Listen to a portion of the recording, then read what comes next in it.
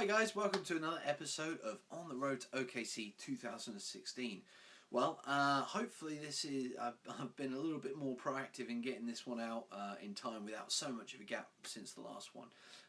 It has been a slightly odd week in the sense that I've been busy, but I've also managed to slot times in to actually focus on doing some of the bits that I'd set aside for last week.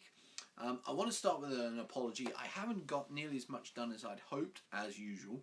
For example, I haven't got any more work done on my Stuttgart, but that's kind of one of those projects I can kind of pick up, do a little bit, put it down, not a big issue. So I will get to that at some point. The houses as well, I haven't done nearly as much as I'd wanted to. I'm still working on that first prototype, sort of getting the prototype exactly how I want it, so I can then just replicate that in all the others. You know, kind of at this point, I want to take my time with that. I don't want to rush it. Yeah, I haven't quite got to those bits. I have done more on the houses, and I'll show you those shortly. But there's still more that can be done, and hopefully I will get closer to finishing those off this coming week. Also had some purchases since I last spoke, or last did an update, which we'll start off with actually, and then I'll tell you kind of what I've been working on. So, I put in an order to Warlord for 2 more squads of Belgians, a French tank crew, and the French paint set. They have all arrived now, which is great. Thank you very much to Warlord for that. Once again, speedy delivery. My French tank crew are fantastic figures. You can't really see them. I'm actually going to pull out one of the figures because I plan to use this guy in a bit of a small sort of conversion to make a model that I don't think I've seen anywhere else. We've got this great tank commander here, and I don't know if you can see, but he's holding a bottle of wine and he's sort of almost like cheering, and I sort of was looking at it and thinking that would be absolutely great, and I can't work out which head to use with him yet. But I think I'm going to use the one with the cap, and putting him on the back of a stolen or liberated Kubelwagen. So I need to buy another Kubelwagen. I'm somehow going to have to try and convert, maybe using one of the melt heads, maybe not. I've got 4 left, but I've only got 2 figures that can use heads, so I've actually potentially there got some spares. And I might therefore be able to convert it, but he's going to be sat on the back anyway, sort of drinking his wine, way cheering how great he is because he's liberated this Kubelwagen, the great French victory of 1940, and he's probably going. I'm going to drape a French flag over it somewhere just to show that this is in fact a stolen Kubelwagen. Might even put a little bit of battle damage on it as well, and sort of experiment with that, as you know, been in a fight, probably would have had some battle damage. So yeah, so that's my plan for that, and I'm really looking forward to it. I did already use one of the figures, as I'd like to recommend to any Belgian player, you know, if you want a Belgian tank but you want a crew for him, the French tank crew is probably your best bet. Excuse me, because the uniform and the headgear, particularly the one with the cap, the sort of helmet, they are almost spot on with what the Belgians wore. So really pleased with that. I'll show you that in a minute. What else did I buy? I bought 2 sections, so I've got an extra section of Belgians with the Adrian helmet. And here's one I did earlier. This is one of my original squad. I've just based up this morning the new squad, so I'll be spraying those this afternoon and then hopefully getting those painted up for next week, because they don't take that long. I also have a section of Belgians which are the Police de Bonnet. They've got the kind of garrison cap, side cap style hats. So that's my 3rd section or squad. That's only going to leave me 1 more to buy, which is another Police de Bonnet section. Once I've got that, that'll be all 4 of my sections for my Belgians done. Got my medium machine gun, as I showed you last week, and my medium mortar. So in a minute I'll show you what else I've got, and that only leaves me with a few other bits to get for the Belgians, and then I'm finished with them, which I'm really pleased about. This is probably the quickest I've ever made an army, and what it tells me, what it proves to me, which I didn't know before, I guess, is that I can actually sit down and you know, get an army built pretty quickly, relatively speaking. Obviously, money's kind of one of the big factors there. But I guess before I was all a bit like, well, you know, this is going to take forever. Actually, it really doesn't take forever. And the way of sort of setting myself a goal of, you know, doing one group of 10 per week, yeah, it's going to take you quite, you know, probably at least a month. But in the grand scheme of things, it's not a year like some of my armies have been sat around for. So promising stuff. So what else did I purchase? I got my colours from Warlord Games for my French army.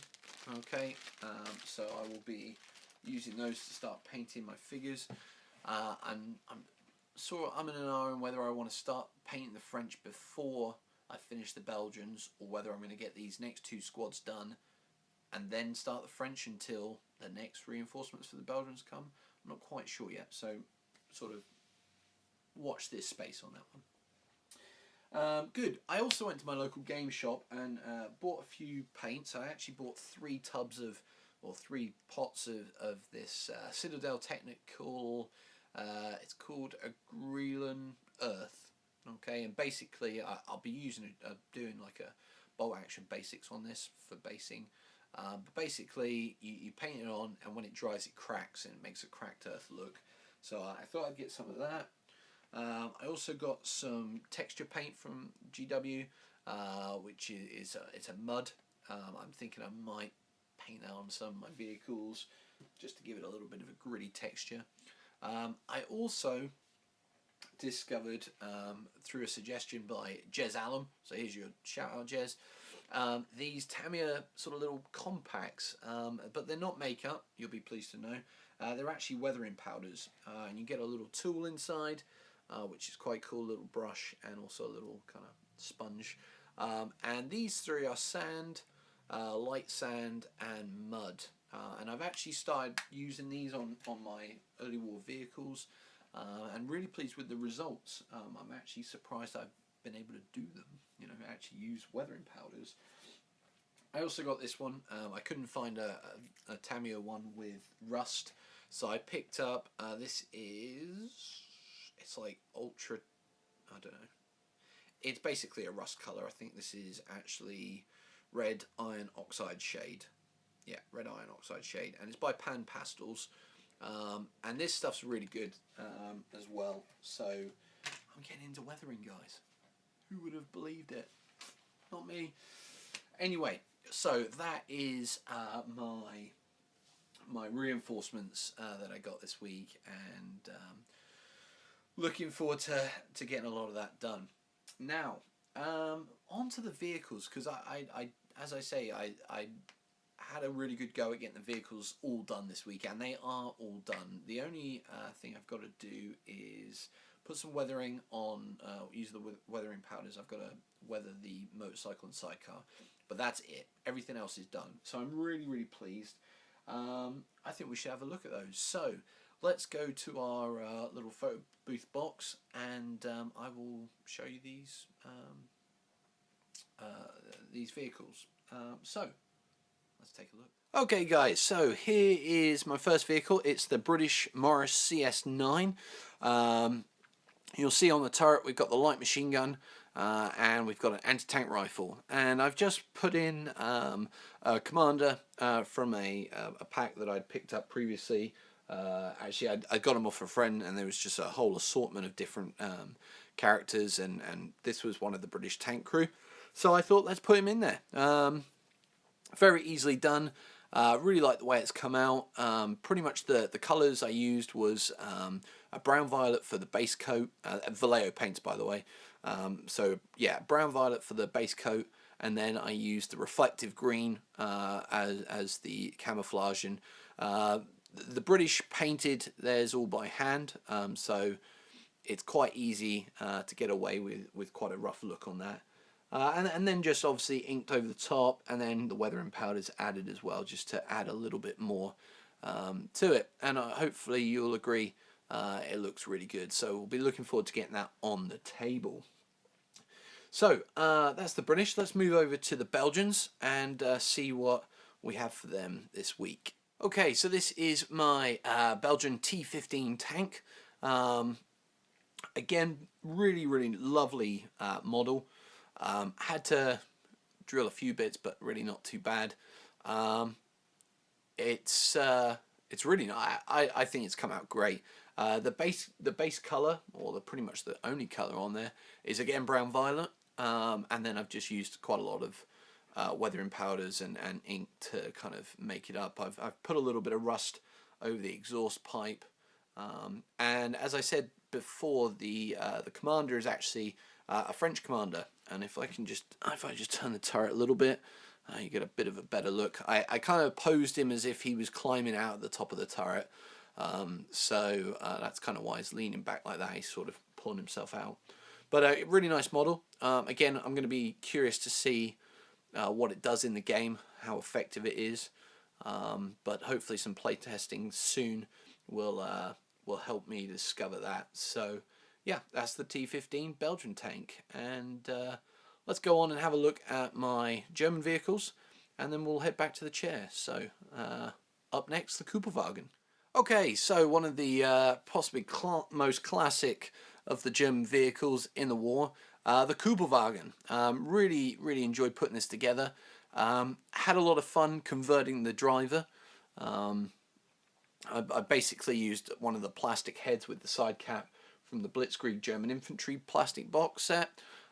Used a bit of a green stuff to make a scarf, as he needed a neck, and the head from the German Blitzkrieg set didn't have a neck, so green stuff was put in there to just make his head attach. I've again basically painted it really simply. I actually base coated it with, I base coated it with a German field grey. Found that was too light, so I used the German grey over the top of that, which was darker. That's the proper colour it should be. But the problem I had originally was that with the black primer, it was really tricky to actually see the dark grey or the German grey come through. So what I thought to do was to put a lighter coat on there as an additional base coat, hence the field grey, and then paint up on top of that the German grey. And I think it's come out pretty well. Again, I've used weathering powders on it, which you can see sort of around the wheels and then the mud caps there, or the mud shields. I've used the Whitman's Tiger figure, the tank commander, to sit on the back. He's supposed to be representing Rommel, a younger Rommel, who's overlooking his troops on the advance through Belgium and France. So I think he's going to make a great little kind of command element to it. It's more for the transport purposes of transporting the command team around, but I think he's going to look great on the table anyway. Maybe even become a target for the Allies, who knows. So that's the Cooperwagen, and let's take a look at the BMW R75, or I think it's R75, and we'll finish up with that one. So let's check it out. Okay, so here is the BMW Arthur 75 motorcycle with sidecar, and again a really nice model. It does look great now. I've actually got it painted.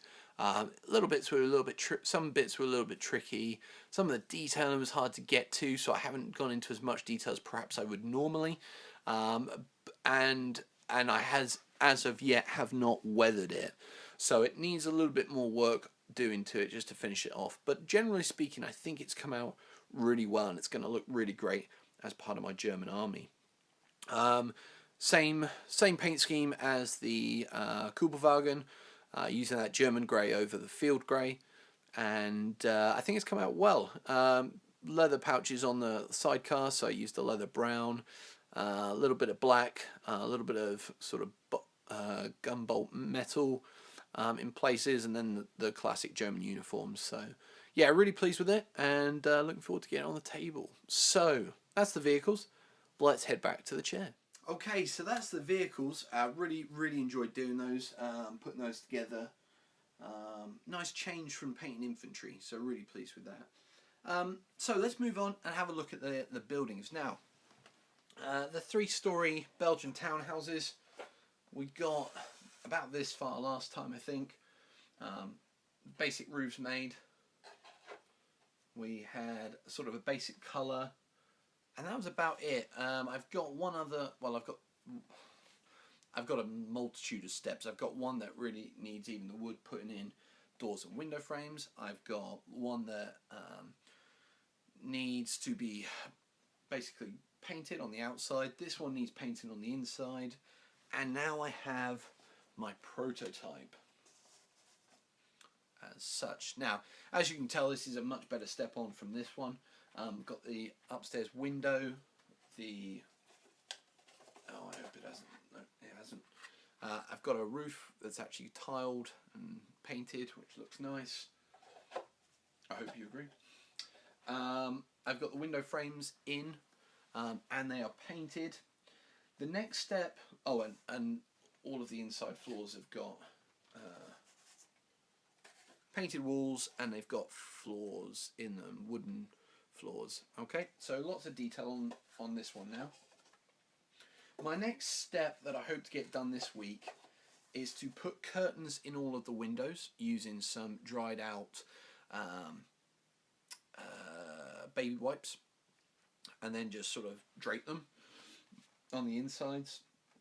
I also hope to attach some guttering using some bendy straws, which if I just pick one up here, basically you can bend these to whatever shape. So I've got the curve for the pipe from the wall to the pipe that's going to go along. I'm going to cut these in half and put them along the edge as well, and I'm also going to stick them down the sides. I'll have one each side, and so I hope they're going to work. I'm going to paint them up as well. I'm going to have to research sort of what they were made out of, all sort of lead pipes, I guess. So I've got that. That's pretty much finished, other than the curtains and the drain pipes. And then I'll do that to the other 3 to get them all finished up, which I'll be really pleased about, actually. Sort of a long time coming, but we're getting closer, and now it's just a case of to finishing them up, really. And then I'm going to sort of be able to make a start on the next set, which kind of, these were a good forerunner. It was good to learn a lot of the techniques and to make sure a lot of the techniques worked with those ones, and now it's a case of actually getting more knocked out, and they're just slightly different styles. I mean, we've got some 3 stories, but they're actually, the windows are on the front and the doors are on the front rather than on the sort of end, as it were. So we've got those, and we've also got some 2-story ones that I'm going to do as well, which would be nice. I might do those next just because it's a little less work. 3 floors is quite a lot of work, really. But yeah, all coming out well. So that's kind of the buildings and where they're at. So what have I got planned for this week? What am I going to kind of, I suppose, make as my what do we call it? What do we usually call it? Pledge. So this week I'm going to pledge to do a squad of Belgians. I'm also going to plan or pledge to finish off my prototype at least. Hopefully make a start on this one. If I get some time, I will put in some extra work on my Stuttgart. Also finish weathering the motorcycle. And that's what I'm going to pledge for this week. I'm not going to push myself too much because there's things happening this week. And on top of that, I also want to get started on a new project that I'm starting, and I just want to take sort of a couple of minutes just to tell you about it. Myself, Andy Singleton, and Sam Phillips, both those Andy Singleton and Sam Phillips you may have seen on the Warlord webcast, the one that comes out, I think it's every 2 weeks they do it. But anyway, they're on there. We've all teamed together to work on a project called Operation Sand Dune, and basically Andy is going to be putting together a Africa force, Africa Corps, a DAC army. Yeah, German Africa Corps army. I'm going to be working on an 8th army and a Commonwealth army, and Sam's going to be working on an SAS force. So we're going to do that. It's all in conjunction with sort of Warlord planning. We're going to have some articles out. We're going to have some webcasts out. We're going to have, I'm going to do some videos like this just to sort of progress. So I want to make a start on getting a few units done so that I can kind of move forward and sort of be up with, I think Andy's got all his infantry done. So I'm a little bit sort of behind on that, but that's what I'm going to also start on this week as well. What have I got? I'm using the Perry 8th Army Desert Rats. I've got my officer ready to be primed. I've got a radio man ready to be primed. That's my command team. I've got a figure that I've turned into a medic that I'm going to paint this week. And I've also got, if they don't fall off, I've got a light mortar team, which I'm going to spray up or prime and oh, there's the mortar itself. Oh, my finger's in the way. So there's the mortar himself. So I've got those 5 figures that I plan to do. And on top of that, I'm actually planning, I finally got a purpose for my Christopher Lee, Flying Officer Christopher Lee. I'm actually going to turn him into a forward artillery observer and put him out as my forward artillery observer. So I've got 6 figures there that I want to get done for that project, Operation Sand Dune. And please, as I said, keep an eye out, because we will start to be doing some introductory web chats and some videos as well, which we're really looking forward to. And it'll be nice to see that all kind of come together. So yes, I'm going to still keep working on this project, but I'm also going to pick up that project as well. I'm also going to have some bolt action basics coming out, particularly on using the sort of the cracked earth paint. I will probably do that in conjunction with my Sand Dune, my Operation Sand Dune and my Perry's figures. On top of that, let's think what else I've got. So on top of all that, I've got also, I'll have some product reviews coming out, which we can look forward to. Ideally when I get more sort of products in, and I'm hoping specifically to do a product review on Duel in the Sun, which is the new theatre selector from Warlord Games. So lots to look forward to, lots to come from me. And now it's just about, I guess, getting it done. So I'm going to go off and prime some figures ready for painting this week. And if you've enjoyed this video, please feel free to like it, comment. Always love to hear your comments. Really appreciate all those people who have been commenting. It's always nice as well when I get new people commenting I've not spoken to before. So it's good to connect that way. And yeah, if you enjoy all these videos, or at least some of them, feel free to subscribe to the channel, and we will see you very soon in another video and another episode of On the Road to OKC 2016. Have a great day. We'll see you soon.